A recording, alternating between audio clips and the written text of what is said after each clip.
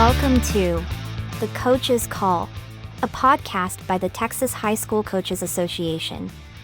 In this show, Chris Daly introduces you to coaches across all sports and highlights the positive impact of public schools and high school athletics. Chris will introduce his guest after these messages.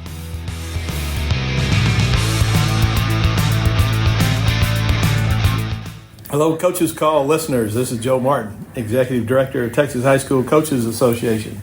Thank you for listening to our new podcast. This is a new adventure for us. Our goal is with this podcast to help spread the stories of all positive things coaches in our great state do for athletes. We also want to keep you updated with all the THSCA initiatives our members can take advantage of. As you go through your season, don't forget to nominate your best athletes for our Super Elite teams. We will have teams from each sport and classification under the UIL umbrella. Also, we need your help recognizing the state's amazing assistant coaches and head coaches. As coaches typically don't have a problem recognizing their athletes, but we struggle when it comes to patting ourselves on the back. So let's change it. Make it a priority to help us recognize the great work that coaches do in the state of Texas. Finally, put February 3 on your calendar right now. Saturday, February the 3rd, we will have our annual regional meetings. This is a great opportunity to gather with area coaches, get THSCA updates, and nominate people for THSCA awards. This is open to all coaches of all sports, and it's the perfect way to network with coaches in your area. So go to THSCA.com to find nomination forms, deadlines, regional meeting sites, and much, much more. We want to thank all of our coaches for the work they do for students every day. We will continue to support you by helping coaches help kids. Thank you.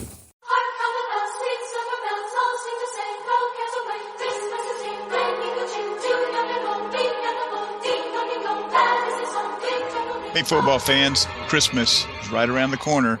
We have the perfect gift for your high school football fan in your life. Friday Night Legends, the board game. With Friday Night Legends, you can play the greatest high school teams of all time against each other based on their real stats.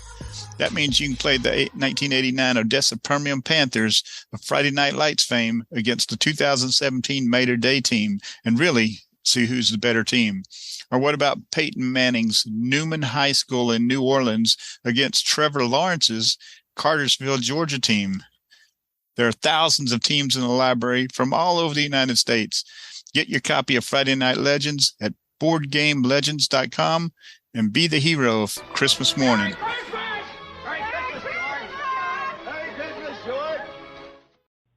The interviews in this show are brought to you by the Texas High School Coaches Association. THSCA provides to its more than 26,000 members access to the people, events, tools, and resources to help them thrive in the profession, become trusted leaders in their communities, and live balanced and successful lives. The work and sacrifice coaches do every day is vital to the development and success of student athletes. The THSCA supports these efforts. We fight for every coach, provide them with the connections and resources to improve their lives, and help all student athletes throughout the state enjoy lasting success. The mission statement is simply this: to help and serve Texas high school coaches as they work to help and serve student athletes. Helping coaches help kids. For more information on the THSCA, visit www.thsca.com.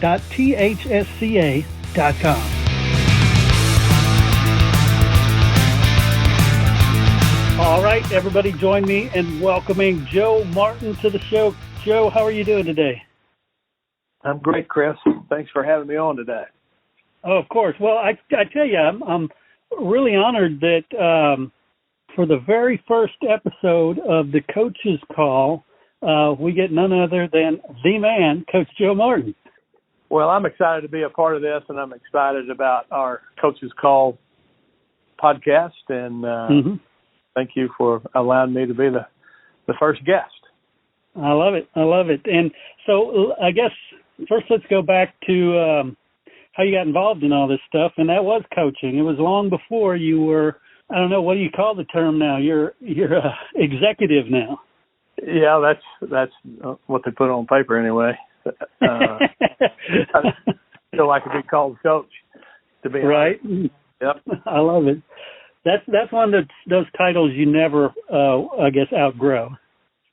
I hope not. That's what my grandkids call me. So I cherish that term and respect it, and I always want to be called coach. I love it. Well, Coach, tell us how you got started in coaching. Well, I grew up a coach's kid. My father was a high school football coach in Oklahoma and Texas, and he died at an early age when I was actually 11 years old. And my high school coaches took care of me and raised me and really had a huge impact on me. But my dad's shadow while he was coaching, and then like I said, my high school coaches were very impactful on me. So my first coaching job was at Denton High School in 1978. Nice. And what was it? Actually, I was at Strickland Junior High in Denton as the 9th grade B team coach and 8th grade basketball coach and a 7th grade track coach.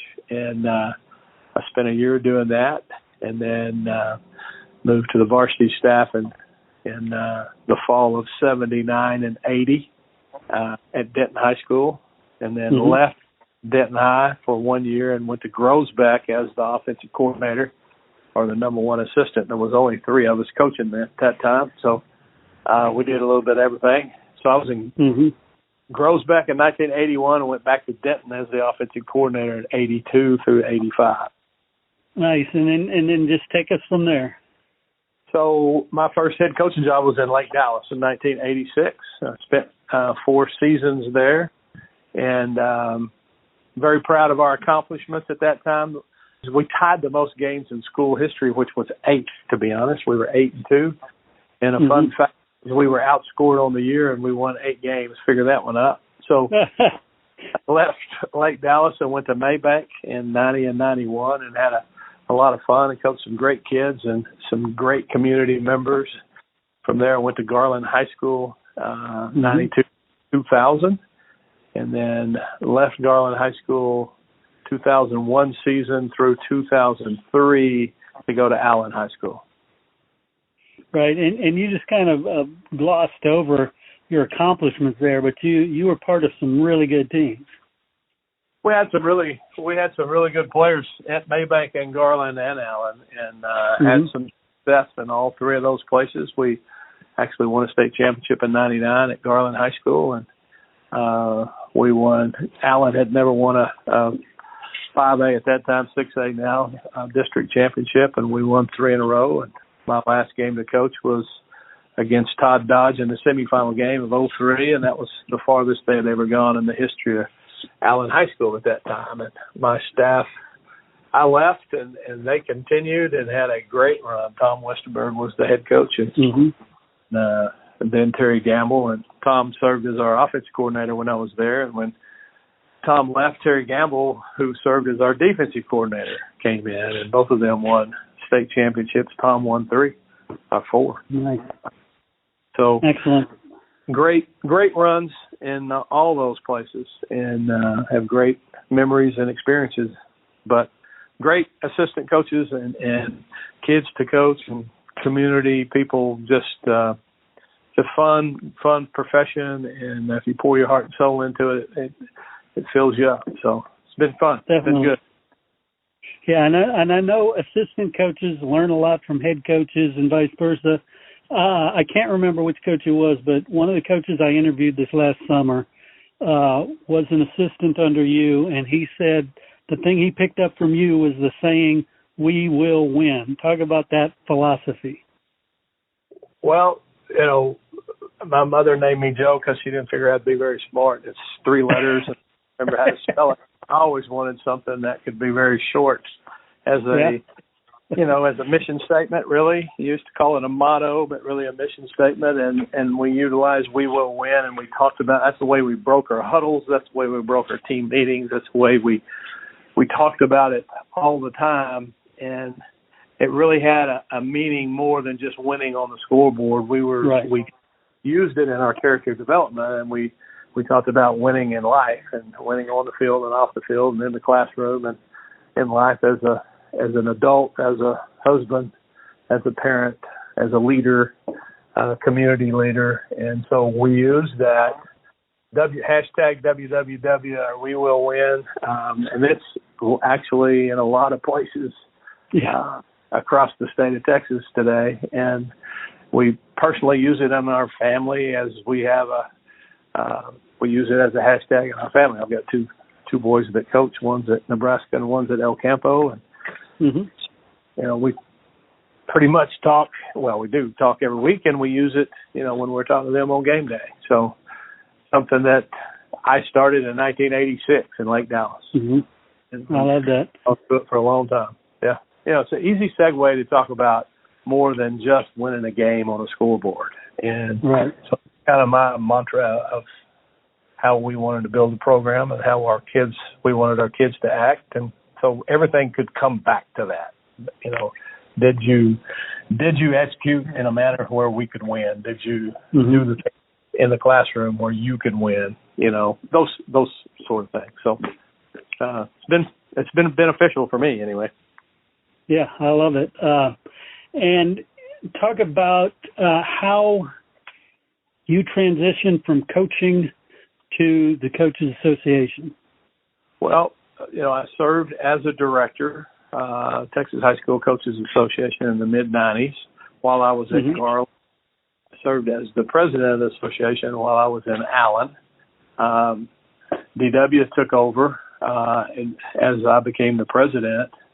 And the association had always meant a lot to me. It was something, the first time I went to a meeting and Eddie Joseph was the executive director, I remember going telling my wife, that's something I want to do one day.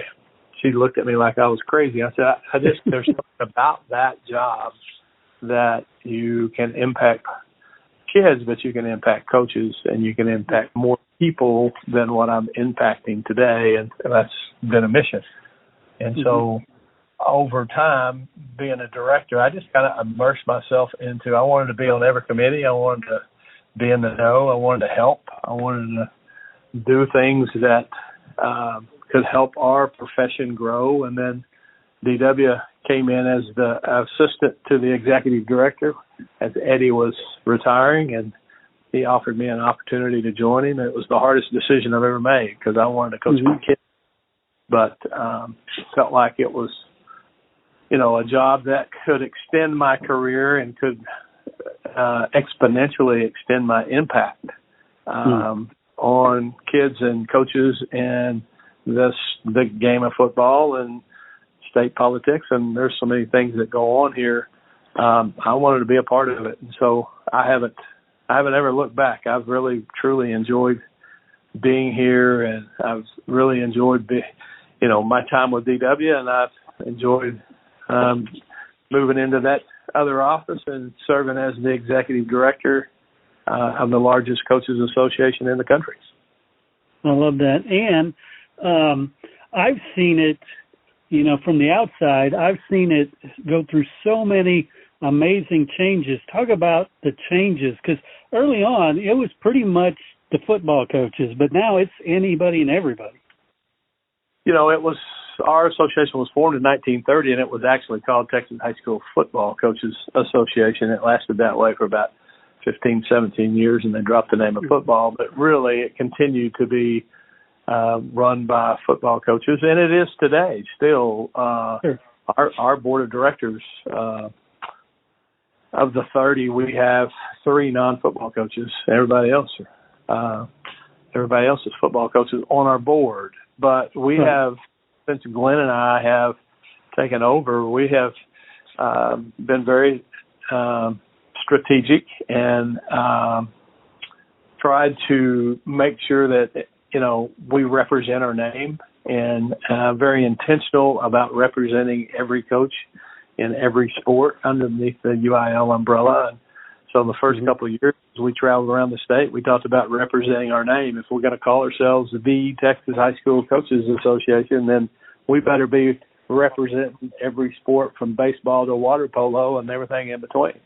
And I think you have seen that change from a sport perspective, but you've also seen it change from race and gender as well. We're a lot more inclusive, and we hired Libby Pacheco 2 years ago, and we've gone from 12% to 18% female coaches, and the number of coaches that coach female sports has gone up about 20%.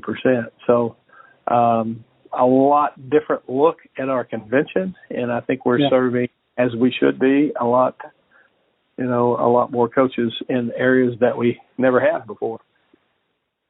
I love that. And, for people who aren't familiar with it, who are maybe not in these circles, they hear of a coaches association and they assume, it's a chance to get together once a year, hang out at convention, and talk sports. But if you could, explain that the THSCA does a whole lot more than come together on a convention.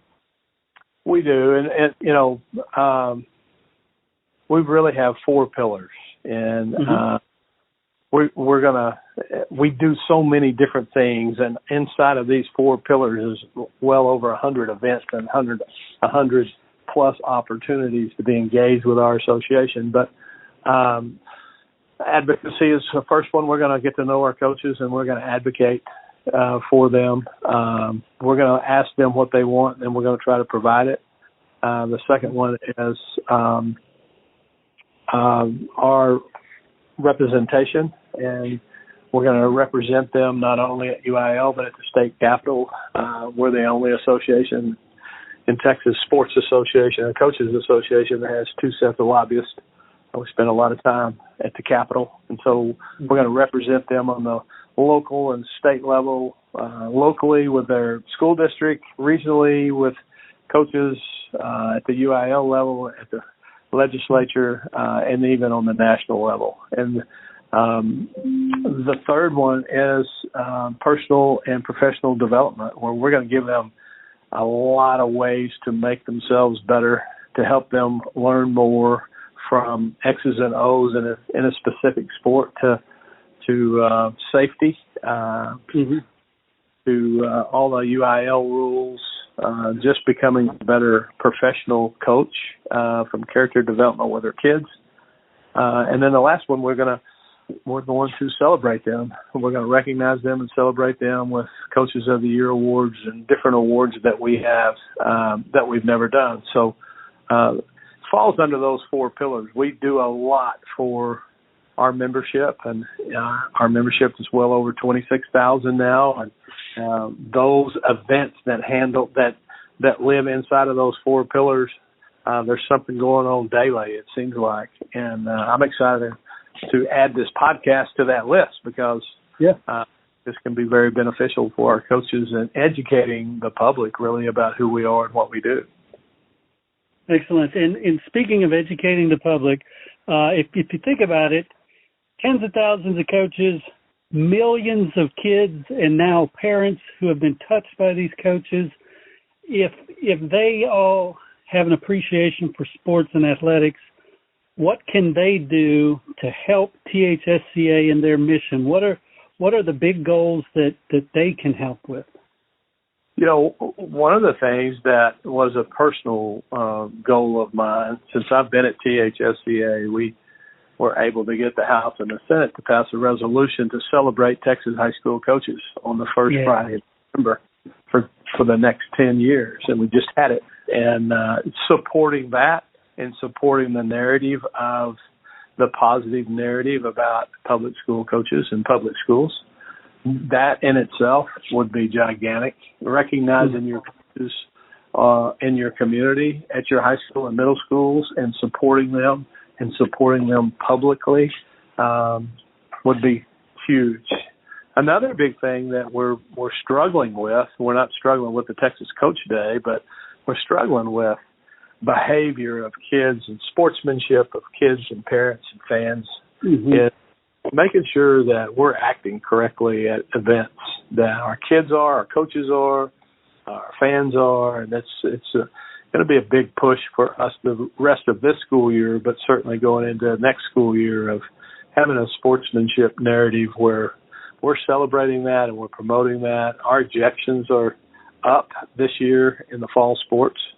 and we haven't gotten indoor sports where they really get high typically, or soccer. And so, from a sportsmanship standpoint, helping us be proud of being a Texas high school athlete or coach or fan. Excellent. And what are some things that are threatening athletics in Texas and maybe even nationwide that we need to be aware of? Well, one of the couple of really big topics, is the ESAs and the vouchers that are being discussed at the Capitol. Those are concerns. We have a concern about high school NIL. Texas does not have that.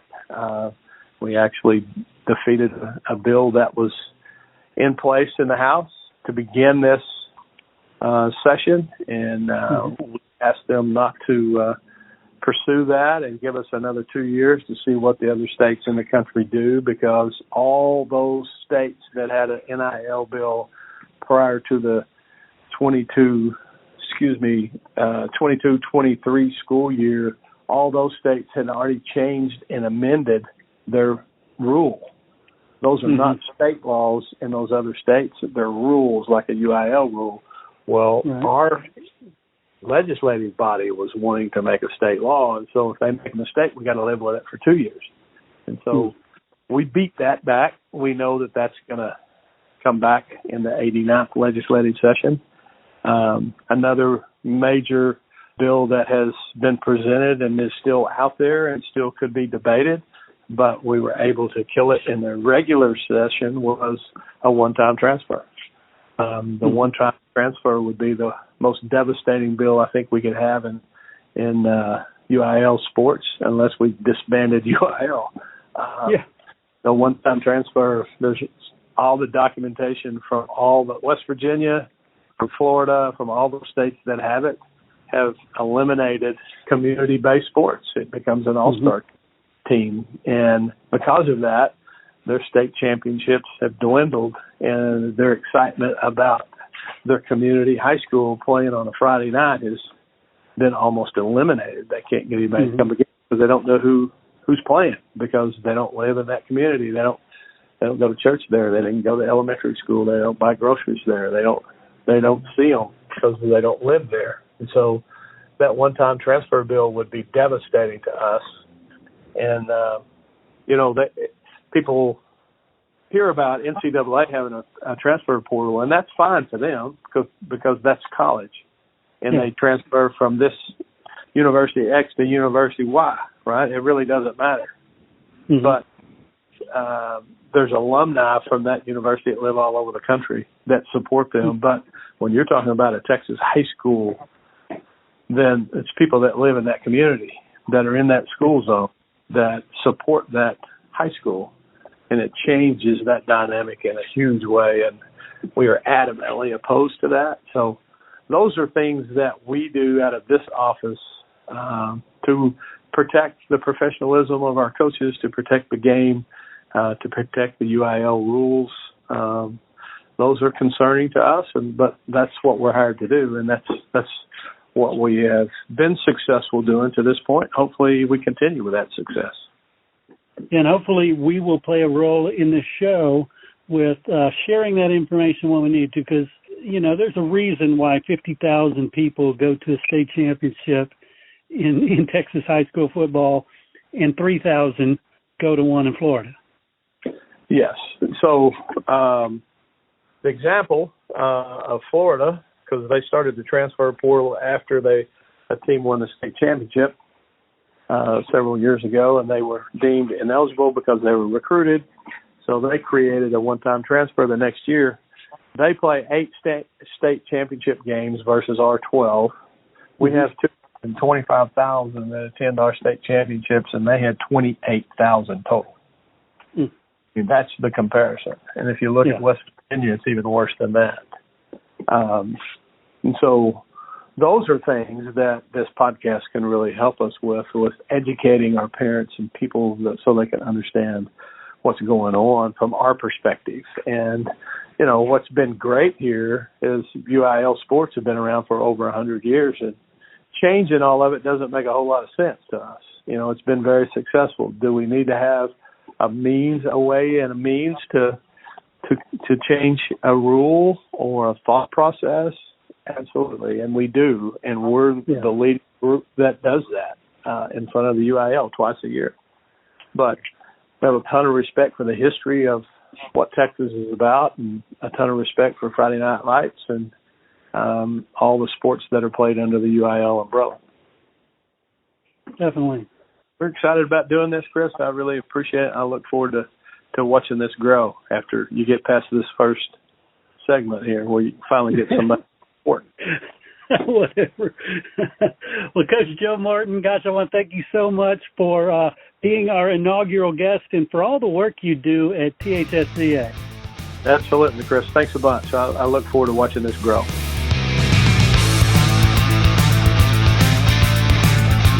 Hey, of course, I want to thank our guest, but I also want to thank you. I want to thank you for giving me what I consider the most valuable thing you can give, your time and your attention. And I know you don't do it to hear me. You hear it for the great messages provided by the THSCA. And hey, if you'd like to associate your company with the THSCA and the Coach's Call podcast, limited sponsorship opportunities are available. You can reach out to me, Chris Daly, 713-269-4620, or head over to my website, freshmediaworks.com. Once again, thank you so much for supporting Texas high school coaches. Please share this show out to everybody you can so that we can help share these important messages. Thanks again, and we'll catch you next time on The Coach's Call.